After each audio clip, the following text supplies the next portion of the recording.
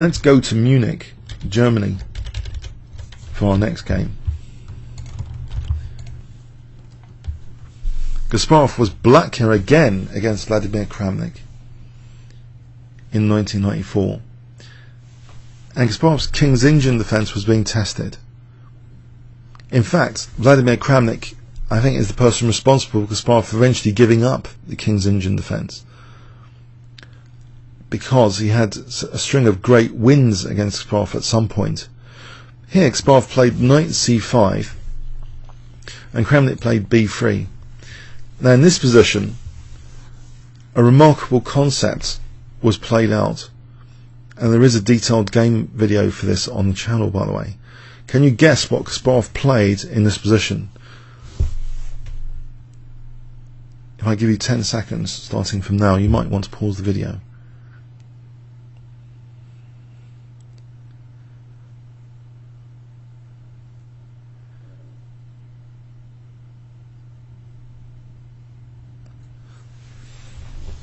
Okay, Kasparov played knight f takes e4, offering the queen up. Now, a normal move from white, like knight d takes e4, actually we can just take this bishop, and we're doing very well as black. We've just snagged a centre pawn, so the queen really has to be taken to test this.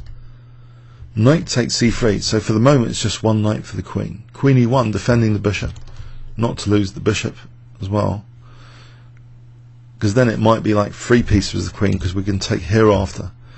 So for the moment it's just 2 pieces for the queen, taking here.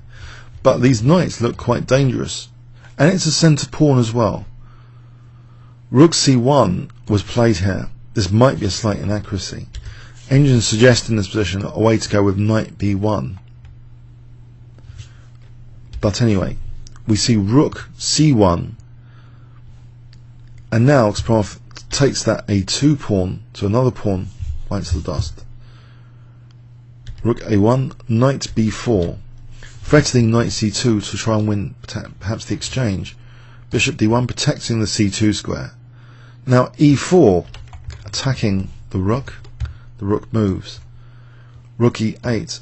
Black is in a powerful position with these knights, which seem unassailable here. It's very, very difficult to get rid of these monster knights.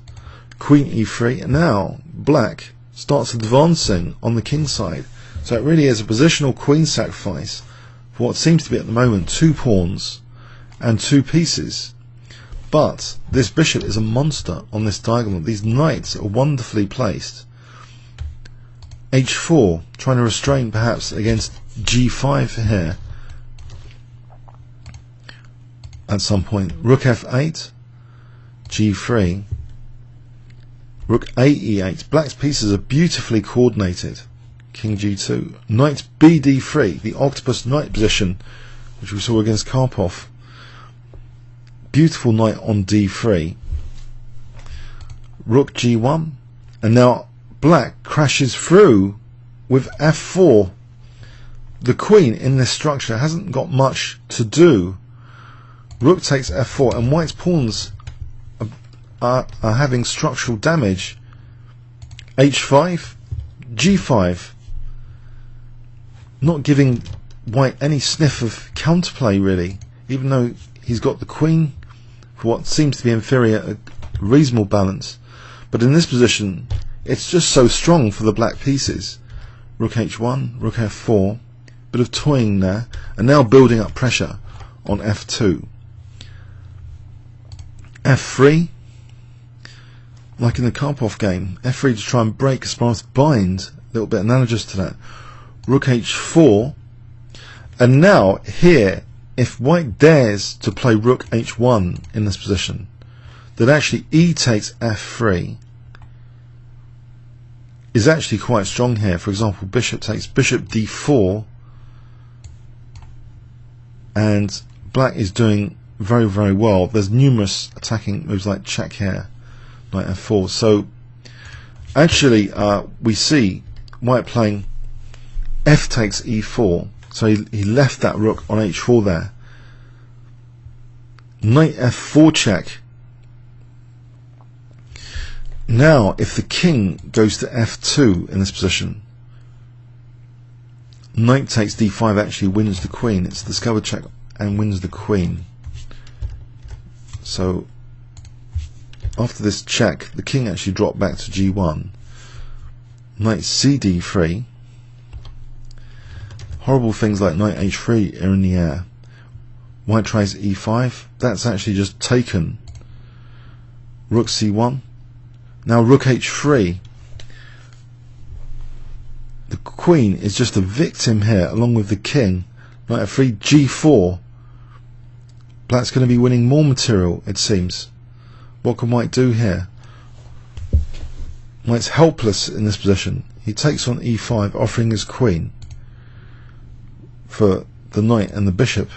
Is that a fair trade here? It wasn't with extra pawns though. Check.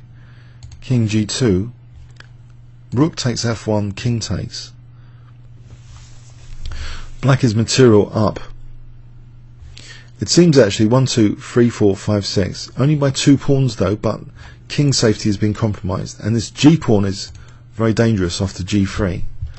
Black is now threatening knight f4 in, for example, g2 at the right moment, or other things, even worse. King g2, knight f4 check, and here actually white resigns. This g pawn is just a winning asset now. For example, if king f1 check, black could actually play either bishop d4 or rook h3 here. This pawn is very, very dangerous. Or it's a mating net as well. The king is precariously placed. There's actually a forced mate in 5 in this position.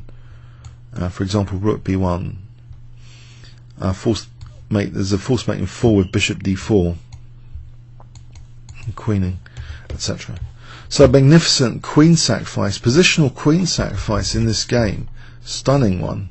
It must have stunned Vladimir Kramnik to have seen this knight takes knight f takes e4, offering that queen sack. Now let's go to New York in 1990.